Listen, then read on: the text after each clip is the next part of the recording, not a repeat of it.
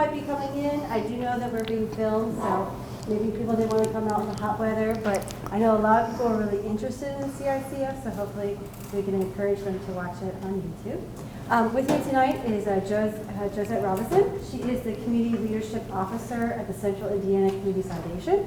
Her focus areas include community collaboration, crime prevention, public safety, diversity, disability, and the Central Indiana Senior Fund.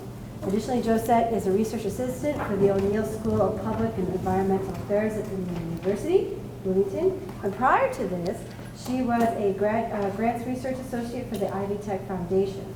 Josette is a graduate of the Indiana University Lilly Family School of Philanthropy and holds degrees in philanthropic studies, liberal arts, civic leadership, and a nonprofit management certificate from the School of Public and Environmental Affairs. She has a solid academic record and graduated summa cum laude. Congratulations. Thank you.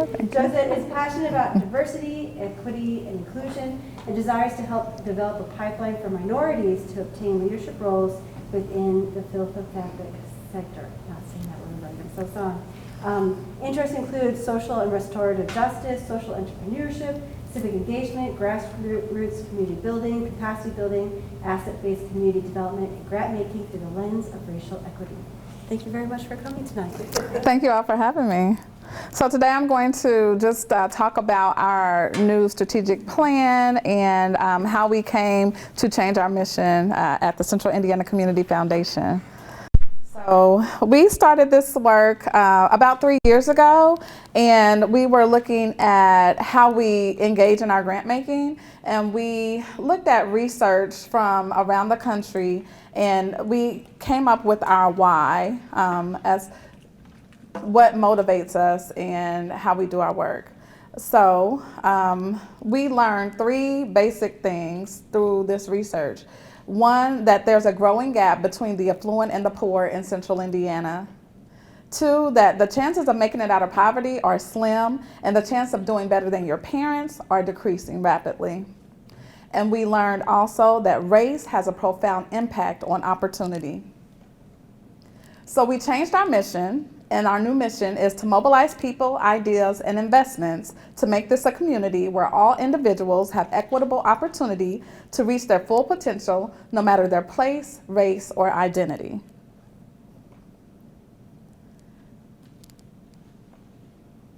So in addition to our mission, we changed our vision, and that is to help create neighborhoods and environments that empower people, change systems that unfairly hold people back, and dismantle systemic racism. And I know that's a huge undertaking, but we have signed up to do this work. We have 5 overarching leadership initiatives, and they include family stabilization, neighborhood empowerment and placemaking, economic mobility, criminal justice reform, and dismantling systemic racism. And I'll go through each of these and talk about our strategies. So family stabilization, our overarching goal for that is we believe everyone should have equitable opportunities to obtain housing, transportation, and health services. Some strategies under this initiative include affordable housing near transit stops. We know that when people are not able to get to and from work, that hinders their economic growth. And also hinders the stabilization of the family. So for that reason, we also have an initiative for personal mobility. We are creating a network to coordinate modes of transportation. They're thinking of an application that can help people to find access to a variety of different transportation modes. Additionally, we are working to address maternal birth outcomes for communities of color. We know that sudden infant death syndrome is disproportionately affecting communities of color, and so that's a major issue that we want to address. Additionally, we're looking at wraparound services to prevent homelessness because that is a growing problem in Central Indiana. Under neighborhood empowerment and placemaking, the Central Indiana Community Foundation has brought aboard community ambassadors and also an advisor for those ambassadors. We have 5 in different areas around Central Indiana this year, and we're adding some additional communities to that as well. The ambassador vision is to connect underappreciated communities with needed resources and social capital through advocacy, urgency, and equity. So we are looking to the community. We're not going into the communities and telling them what we think they need. We're asking them what they need and helping them to work towards those visions that they have for themselves. So our overarching vision for this is we believe communities are most successful and thriving when investments are resident driven and when neighborhoods have access to culturally relevant art, nature, and beauty every day. Because that's what people value in their community in addition to safety. Some of the strategies under neighborhood empowerment and placemaking include supporting community-based assets and providing resources to neighborhoods, expanding arts and cultural experiences in disinvested neighborhoods, influencing equitable development of the White River Master Plan, and influencing place-based transformations. So working in the neighborhoods to create those beautiful works of art along with the neighbors. Under economic mobility, the vision is we believe all people can rise out of poverty by acquiring skills that lead to living wage jobs, and if they're not held back by inequitable policies.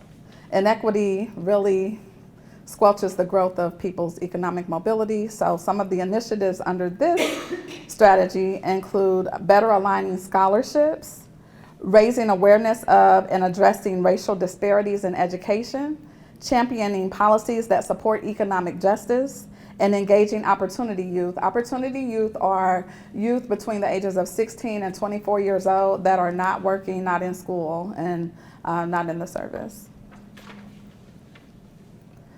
Under criminal justice reform, our vision is we believe residents have a right to live in safe communities, and we need to commit to better outcomes for people interacting with the criminal justice system. We know that this disparity is very prominent in African American communities and other communities of color, so we want to address this head on. So some of the strategies that we have employed include scaling diversion options, so looking at the school to prison pipeline and finding alternative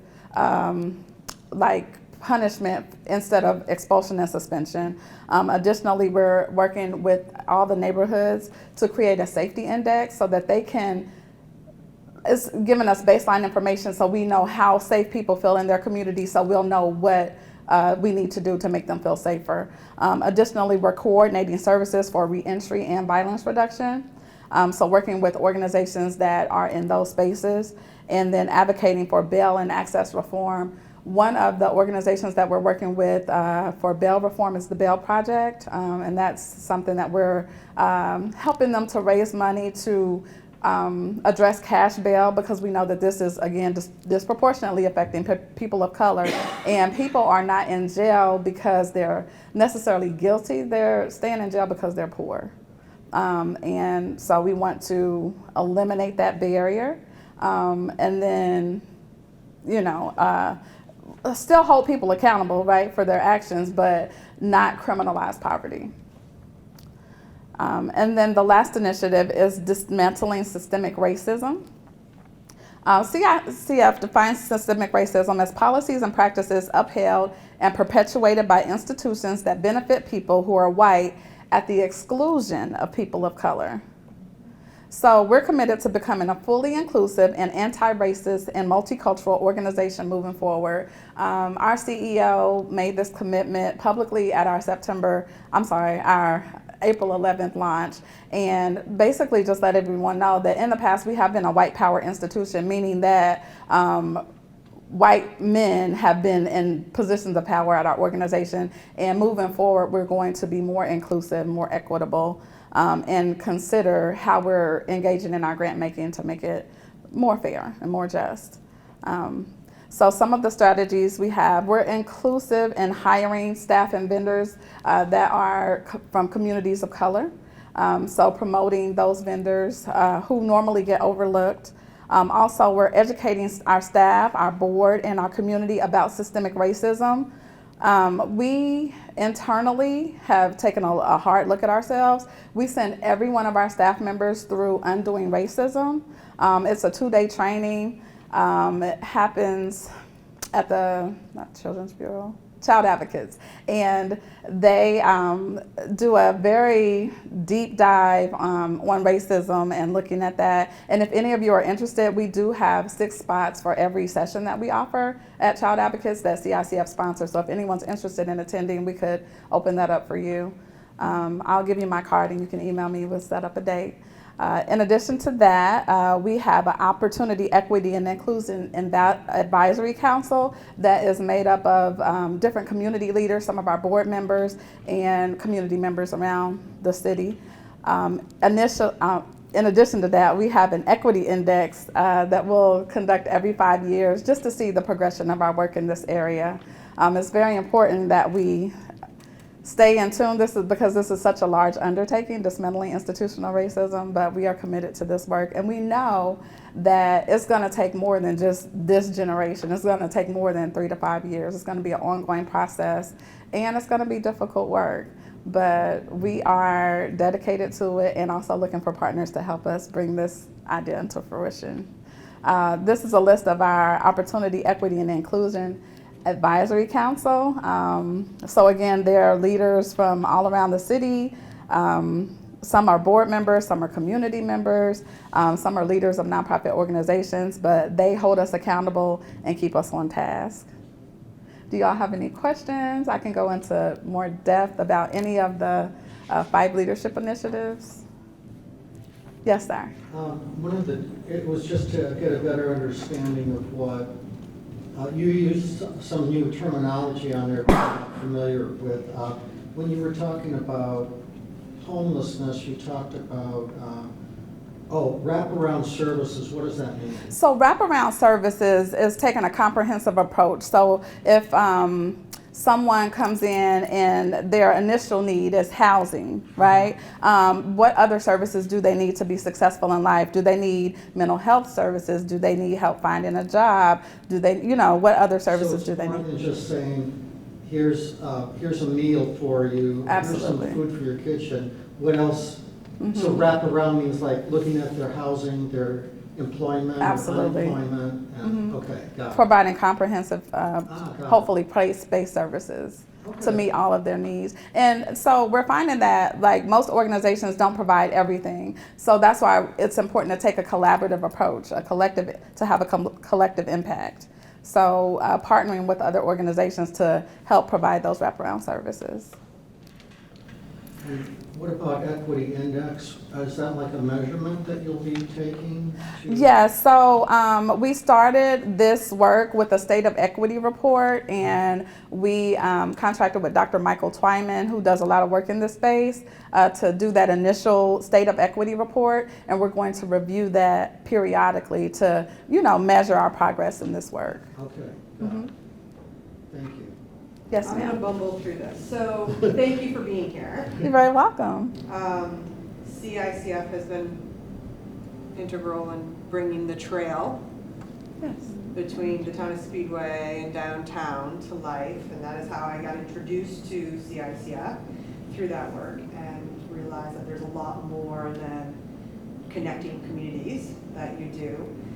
So I know we wanted to understand a little bit more about CICF, and maybe you can speak to just the big picture of what CICF is as a foundation, like kind of how it works. Okay.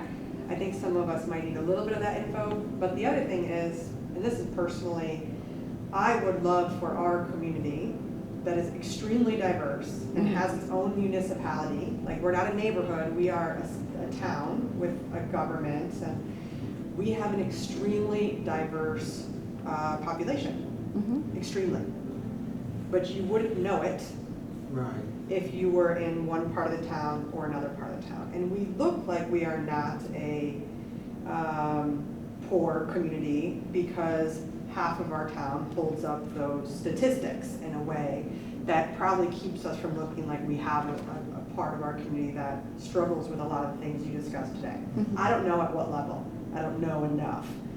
But I would love for the town of Speedway to be a part of your program in any way, shape, or form. Or if you guys could use the town of Speedway as a way of helping communities that have a very, in my opinion, disconnected population, learn how to bridge that gap. Okay. And that's something that we struggle with. So just as we talk about this, multi-generational plan moving forward, the town of Speedway is so ripe for it. Because we can move quickly, because we're a small town. We can do things. We have our own school system. We can act quickly. The other thing is, we have all of our town councilors are up for election this fall.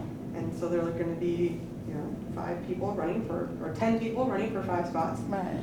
I would love if all 5 of those people could go to that training. To undoing racism? Yes, Oh, yeah. together as a group, and that they go to that first session, and then maybe the next session is by our town manager, our redevelopment officer, our communications person, our street, like the other main leadership. Those are my 2 requests, is that if there's any way we can help you navigate through a town that maybe might be easier to do some things, please keep us in mind. Absolutely. And then just a little bit more about what CICF is as the Marion County Foundation. Okay. So CICF is over 100-year-old foundation, started as the Indianapolis Foundation. So there's the Indianapolis, under the CICF umbrella, there's the Indianapolis Foundation, the Hamilton County Community Foundation, and then the Women's Fund, the Central Indiana Senior Fund. And so we're all under this one umbrella, CICF. And we engage in grant making, and we have donor advised funds, so we help nonprofit organizations on one end. We still do 3 things, and all that information is here in our lovely brochure. If you want to take a look at all the strategies, all the things I went over today are in here as well, but it just talks about how we still do 3 things. We help donors. Our donor advisors say that they are matchmakers because they help find organizations for the donors to fund that match with their values. And we also help build capacity for nonprofit organizations, and we're engaged in so much work in Central Indiana just to make it a better place to live for everyone. In addition to that, I'm not sure. I think it would be a good partnership. I know you're having meetings with Rob McPherson. And he told me that was going well. I spoke with him earlier this morning, said he has a follow-up meeting with you soon. And we would love to continue to work with you and move towards something more tangible. I think it's a great opportunity, like you said, to have a more cohesive community. Yeah. Yes? No, go ahead, you. Okay, so I really like the concept of neighborhood empowerment and placemaking. And we do some of that here in Speedway, kind of just because that's who we are, I think. But could you point to maybe an example community of where CICF helped them really kind of boost them up so that we could have an idea of what you're doing? Okay, so downtown Indianapolis, if you guys have heard of the Cultural Trail, that was a CICF Indianapolis Foundation initiative.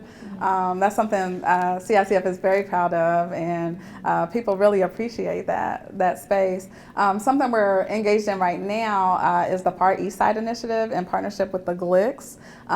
There are communities on the Far East Side that have been disinvested in for quite some time, but we are now doing a lot of grant making in that area.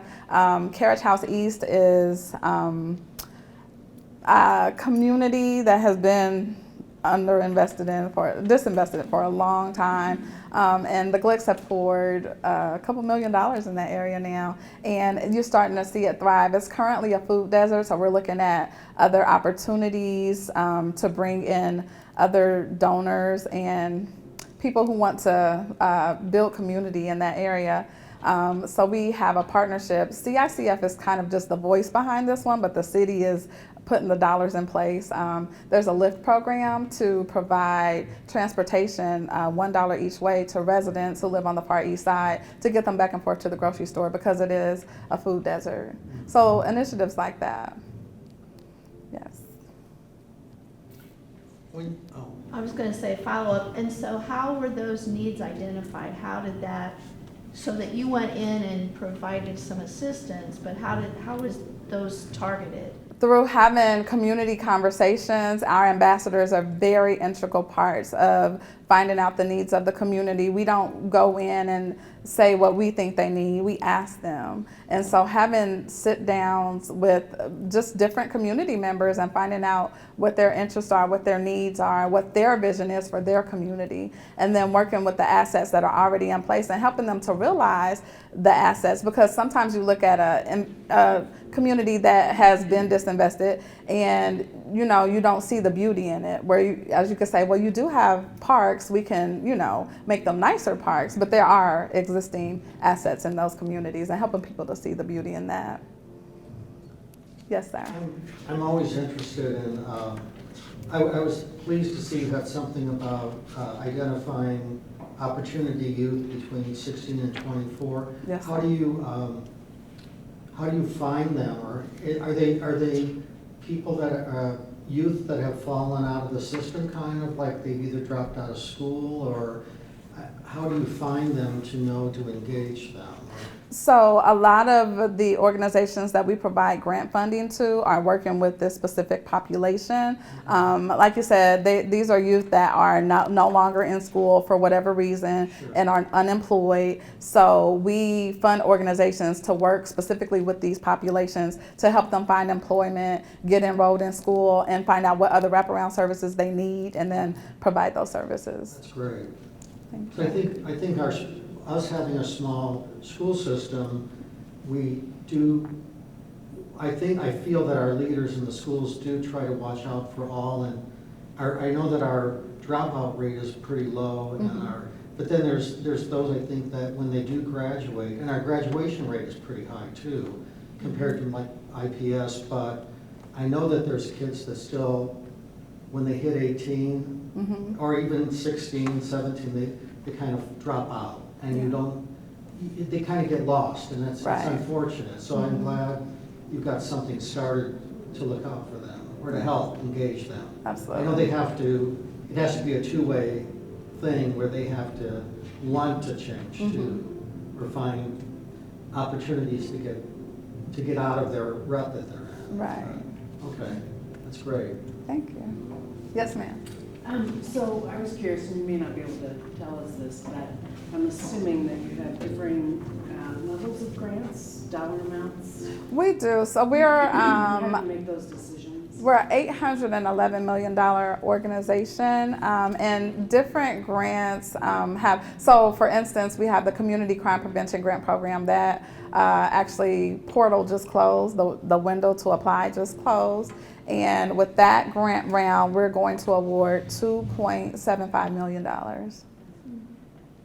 So, and then we have the Indianapolis Foundation. So different grant windows have different amounts. And then we do our due diligence. It's based on the need of the organization, the number served, and then what's being offered through those services. That just varies in amounts.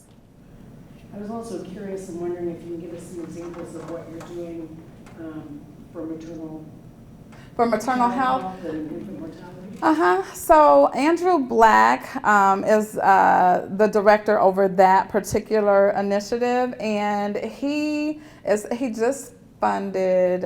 There's a luncheon going on. I can't remember the exact name of the organization, but it's dealing with maternal health for African American women. It's not the Black Nurses Association, but there's another organization. But just funding organizations like that deal specifically with this, engaging in providing funding to organizations that work in that space. I can't think of the name of the actual one, but there's several different initiatives that he's working on. Coalition? I'm sorry? Is it the Black Breastfeeding Coalition?